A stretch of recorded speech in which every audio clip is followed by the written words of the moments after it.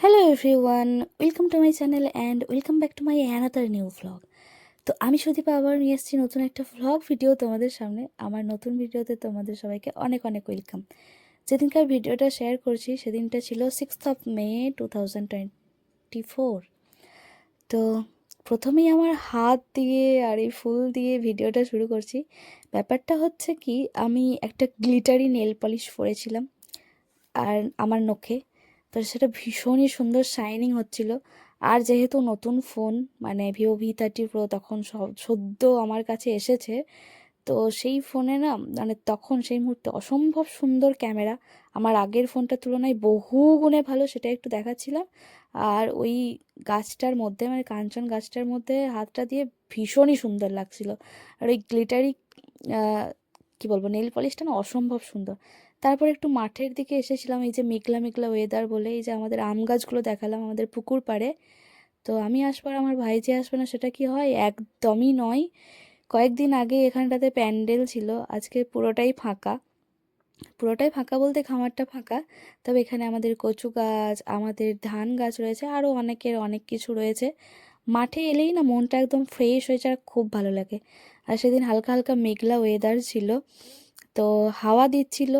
কিছুক্ষণের মধ্যেই আরও ক্রমশ আকাশটা মেঘলা হয়ে উঠেছিল। আর এই যে চারিদিকে হাওয়া দিচ্ছিল একটা গুমোট পরিবেশের পরে, এই হাওয়াটা কি যে অসম্ভব ভালো লাগে কি বলবো। আজকে বৌদিরা কেউ আসেনি, আমি আর আমার ভাইঝি এসেছি। মানে গ্রীষ্মকালে প্রায় দিনই আমি আর আমার ভাইঝি যাই মাঠে। খুবই ভালো লাগে আমাদের।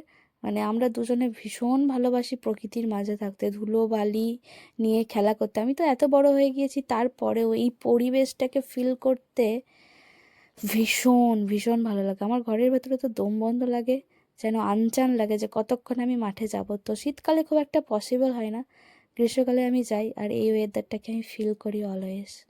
সত্যি যেটা দেখছো তোমরা ভিডিওতে, একটা অ্যাকচুয়ালি আমি মন থেকে ফিল করছিলাম। মানে ওই হাওয়া দিচ্ছিল আর কি ভীষণ সুন্দর ওয়েদারটা। তার থেকেও বড় কথা, আমাকে না নতুন ফোনের নতুন ফিচার্সওয়ালা ক্যামেরাতে অসম্ভব সুন্দর লাগছিল দেখতে, মুখটা জাস্ট চকচক করছে। তো ভিভো মানেই আমার কাছে সর্বশ্রেষ্ঠ ফোন। আমি যতগুলো ফোন ব্যবহার করেছি তার মধ্যে 99% হচ্ছে ভিভো। আমার 6-7টা ফোন ইতিমধ্যে ব্যবহার করা হয়ে গিয়েছে, তার মধ্যে একটা ছিল কার্বন, একটা রেডমি। তাছাড়া বাকি আমি যত ফোন ইউজ করেছি সব হচ্ছে কি আমার ভিভো। ভীষণ সুন্দর। আর এই সিনেমাটিক একটা শট নিয়েছিলাম ধান গাছের ক্ষেতে, কি ভীষণ সুন্দর না? আর এই প্রকৃতির মোমেন্টগুলো ক্যাপচার করতে আমার অসম্ভব ভালো লাগে। আর প্রকৃতি মানেই তো সুন্দর, তার উপরে এই ক্যামেরার ফিচার জাস্ট ওয়াও।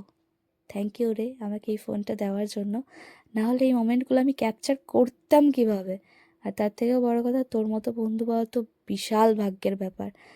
বিশাল ভাগ্য করে জন্মেছিলাম, মানে কিছু তো পুণ্যের কাজ করেছি যাই জন্য তোর মতো ভালো বন্ধু পেয়েছি।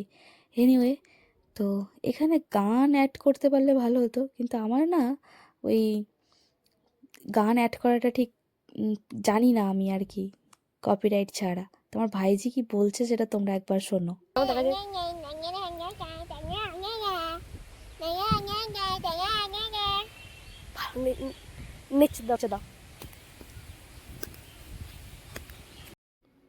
আসলে ও রিলস থেকে ওই টেঙে টেঙে কী যেন একটা বেশ গান খুব তখন ট্রেন্ডিংয়ে চলছিল, ওইটাই ও শিখেছে।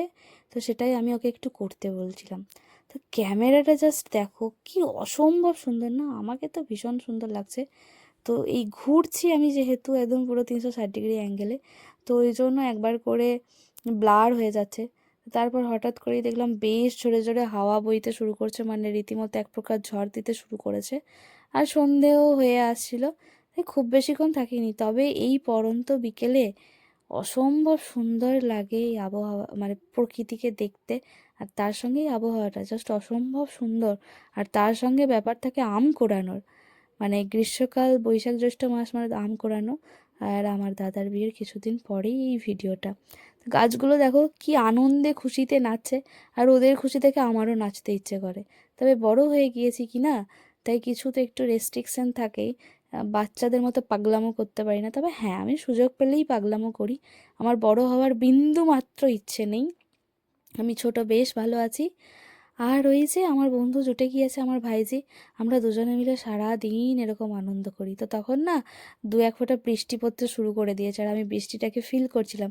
তারপর ভাবলাম যে না, বেশি বৃষ্টিতে ভেজাও যাবে না, তা আরও কিছুক্ষণ ক্যাপচার করে নিয়ে আমি বাড়ির পথে রওনা দিই। যেদিকে দেখো মেঘ একদম ঘন কালো অন্ধকার হয়ে গিয়েছে। তারপর দেখলাম বাচ্চাটাকে নিয়ে এসেছি, আর বেশিক্ষণ থাকা যাবে না, বৃষ্টি যদি জোরে চলে আসে খুব মুশকিল হয়ে যাবে, ভিজে গেলেই একদম ঠান্ডা লেগে যাবে। এখন না বৃষ্টিতে ভিজতে আগেও ভালো লাগতো, এখনও লাগে, কিন্তু এখন আর বৃষ্টির জলটাকে সহ্য করতে পারি না, একটু গায়ে পড়লেই যেন ঠান্ডা লেগে যায়। আর বাড়ি ফিরেই দেখছি এক ঝুড়ি আম, আমাদের মিষ্টি গাছের আমগুলো কি ভীষণ ভালো, বাড়িতে পেরেছিল তাই কয়েকটা দিয়েছে, মানে সবার মধ্যেই ভাগ করা হয়েছে। তো আম দেখলেই আমি তো কাঁচা খেয়ে নিই, আর এটা কাঁচাতে মানে খুব মিষ্টি নয়, তবে হ্যাঁ খুব পাকা নয়, কাঁচা মিঠে আম, ভীষণ ভালো। তো আমি ওটাই দেখছিলাম যে কোনটা বড় কোনটা ভালো, মানে মোটামুটি আধ পাকা আধ কাঁচা রয়েছে, একটু পাকা ধরনের রয়েছে, তো সেটাকেই আমি কাটবো, আমি আর আমার ভাইজি মিলে খাবো। আমার ভীষণ ভালো লাগে আম মাখা খেতে। আমি তো পারলে পরে ঘুম থেকে উঠে সকালে ব্রাশ করে খালি পেটেই আম খেয়ে নিই, এরকম অবস্থা একটা আমার। আমাদের তো প্রচুর আম গাছ রয়েছে, কখনো একবার ঘুরে দেখাবো নিশ্চয়ই আমাদের বাগানটা। তো এই যে আমি আম কাটতে বসেছি, আর মহারানীও চলে এসেছেন, আর উনি হাত পা নাড়িয়ে কি করছেন আপনারা ভাবছেন তো? তো আসলে এই যে আম কাটছি, ওনাকে আম দেওয়া হবে, উনি আম খাবেন, তো তাই জন্য আমাকে পটাতে এসেছে, আর কিছুই না। তো সেই পটানোটা হলো, ও প্রচুর যে ছড়াগুলো মুখস্থ করেছে, মানে অনেক অনেক ছড়া, হাট্টিমা টিম টিম, খোকা গেল মাছ ধরতে, বক মামা বক মামা, তারপর চাঁদ উঠেছে ফুল ফুটেছে, আতা গাছে তোতা পাখি, যত কবিতা ও মুখস্থ করেছে বা ছড়া, সবগুলো আমাকে বলছিল। তো জানে যে পিপি তো এমনি এমনি দেবে না, কিছু না করলে, তো পড়াশুনো তো করেনি, তাই কোনো খাবার পেতে গেলে ওকে আগে পড়াশুনো করতে হবে, বা এই সমস্ত কিছু করে আমাকে পটাতে হবে। আর আমি যখনই রান্নাঘরে আসি, যা কিছুই কাজ করি বা রান্না করি না কেন, উনি আমার সামনে থেকে যান না, কারণ উনি বসে বসে খুঁটিয়ে খুঁটিয়ে প্রত্যেকটা দেখেন আমি কিভাবে কি করছি, তারপর আবার দাদাগিরিও ফলায়, এইটা এইভাবে করতে পারিস না, জানিস না এইভাবে করতে নেই। তো এই শেষে একটু আদর করে নিলাম। তারপর এবার আমরা দুজনে মিলে আম খাবো নুন লঙ্কা গুঁড়ো মাখা দিয়ে। তো ওকে দিয়ে প্রথমে বললাম, কী রে ভালো খেতে? বলছে হ্যাঁ হ্যাঁ খুব ভালো খেতে, টক লাগছে একটু একটু, তাও বলবে হ্যাঁ খুব ভালো খেতে। আর এই যে নুন লঙ্কার গুঁড়োটা দিয়ে মাখাচ্ছি, ওর এটা ঝাল লাগবে ঠিকই, কিন্তু তারপরেও খেয়ে নেবে, কারণ এটা আম মাখা, ফুচকা এগুলোতে খেয়ে নেয়, কিন্তু তরকারিতে খায় না, তখন নাটক করে, ঝাল না লাগলেও ঝাল বলে। যাই হোক, সন্ধেবেলায় মানে অনেকক্ষণ আগে ভাত খাওয়ার পর একটু খালি পেটই হয়ে গেছে, তার সাথে ওর কী আছে, আমরা আম মাখাই খাবো। তো যাই হোক, আমি বাপু একা খাইনি, মানে আমরা আমরা তারপর এসেছিলাম এই যে দুই বৌদির কাছে, এরা দুজন মুড়ি খাচ্ছিল, আমাকে একবারও ডাকেনি, ওটাই বলছিলাম, তোমরা আমাকে একবারও ডাকলে না, একটুকুও ভালোবাসো না।